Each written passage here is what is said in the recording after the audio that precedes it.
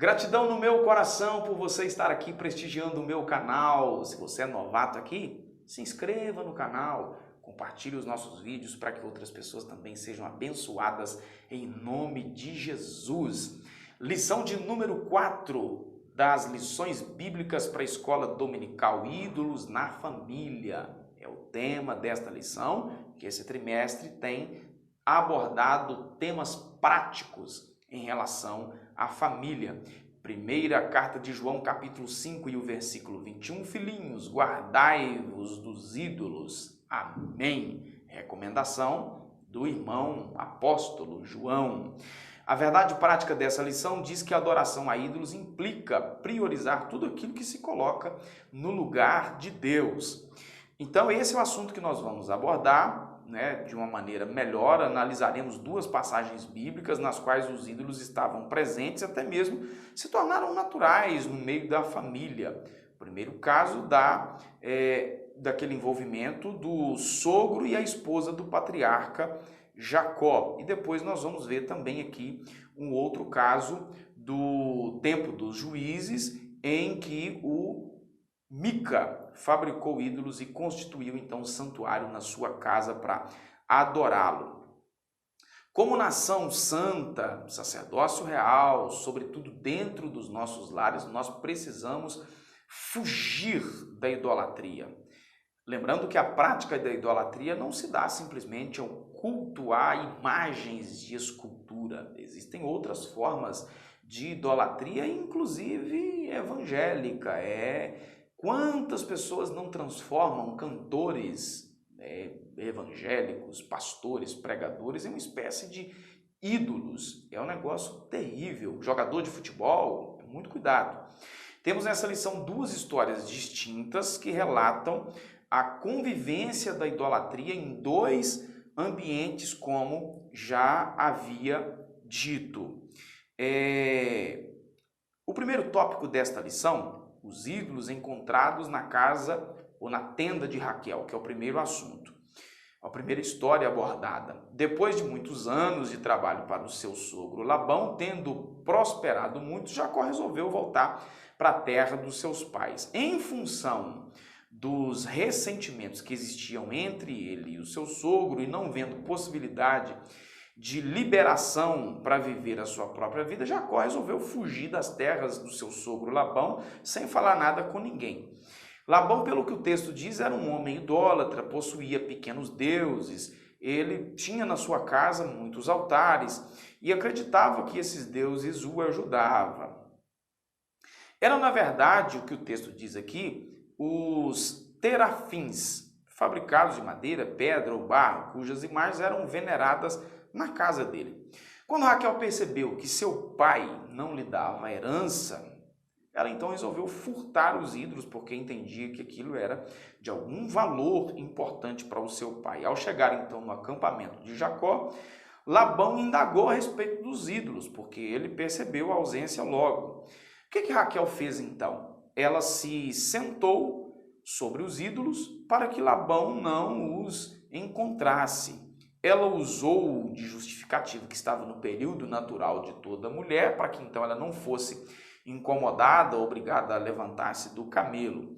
Ficou claro então que, embora Labão acusasse Jacó de roubá-lo, foi sua filha Raquel que furtou os seus ídolos. E, por causa disso, ela enganou o seu próprio pai.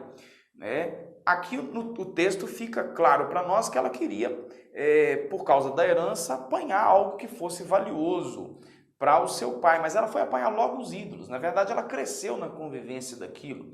Talvez até em algum momento ela tenha adorado alguns desses ídolos. Diante do engano de Labão contra Jacó, subtraindo bens da herança das próprias filhas, Raquel furtou os ídolos do pai e mentiu para acobertar sua tentativa de fazer justiça com as próprias mãos. Esse é o resumo desse tópico primeiro. Tópico 2, agora nós vamos analisar aqui o que aconteceu na casa de Mica, em que ele construiu lá um santuário para deuses. Apesar de um nome especial desse homem, quem é como o Senhor, nosso Deus, o nome de Mica significa isso. Na prática, não correspondia com a realidade. O povo que vivia na região montanhosa de Efraim tinha se corrompido por causa da idolatria. Havia em Israel, de modo em geral, um abandono total dos mandamentos e da lei de Moisés. Esse foi um dos problemas gerados lá por causa daquilo que Deus havia ordenado, que fosse exterminado todos os habitantes da terra. Mas o texto diz que pouparam alguns povos, alguns habitantes da terra, e eles acabaram espelhando então nesses povos. E a idolatria entrou em Israel. Na verdade, isso já estava no DNA do povo que saiu lá do Egito, né? Além do abandono da lei do Senhor, as famílias começaram a adotar esse sincretismo religioso, misturando deuses. Eles adoravam o Senhor Deus de Abraão e adoravam também outros deuses, admitindo deuses caseiros. Os valores morais e éticos foram abandonados. E Mica era fruto dessa corrupção moral. Mica havia construído em sua casa um santuário para pequenos deuses e consagrou os seus filhos para que fossem sacerdotes a esses deuses. O texto bíblico mostra para a gente que Mica era judeu, mas havia se desviado da sua fidelidade a Deus, servindo a esses falsos deuses representados por pequenos ídolos chamados terafins. Naquele período histórico do tempo dos juízes, o texto diz, em Juízes 17 e 16, que cada um fazia aquilo que achava certo. Agora você imagina que confusão que era. Aliás, esse período foi o período mais obscuro da história de Israel. Esse homem que deveria honrar ao Senhor, o Deus do seu povo, que o libertou do Egito, agora se encontrava protegendo, criando deuses dentro da sua própria casa, com altar, separando filhos para serem sacerdotes, em uma religião pagã, uma lástima. O que você precisa guardar desse tópico 2 é o seguinte: imerso em um período de abandono à lei de Deus e sincretismo religioso, Mica cometeu uma série de abominações enraizada na idolatria e do politeísmo da região em que ele estava. Algo terrível. Terceiro tópico da lição, a idolatria dentro dos lares. Em ambas as histórias citadas, de Raquel e também de Mica, a crença em ídolos domésticos indicava a forte influência pagã nos lares israelitas. O apóstolo João enfrentou algo parecido com isso nos seus dias, quando ele falou a respeito dos ídolos caseiros e famílias cristãs que tinham dificuldade de abandoná-los. Para uma pessoa não crente em Cristo, a vida cristã é irreal, já que o que se vive no mundo vive-se pelo que se vê, pelo que se sente, e não pelo que a vida cristã exige, que nós cremos e esperamos em algo que não vemos. Os ídolos são temporários e representam aquilo que é falso, aquilo que é vazio, aquilo que é enganoso. Qualquer coisa pode se tornar um ídolo. Um emprego, um carro, dinheiro, filho, pai, a mãe, um vestido, uma roupa, um calçado, um cantor, um pastor, jogador de futebol, como acabei de dizer há instantes atrás. Tudo aquilo que requer, guarde isso, lealdade acima de Deus, se constitui em idolatria.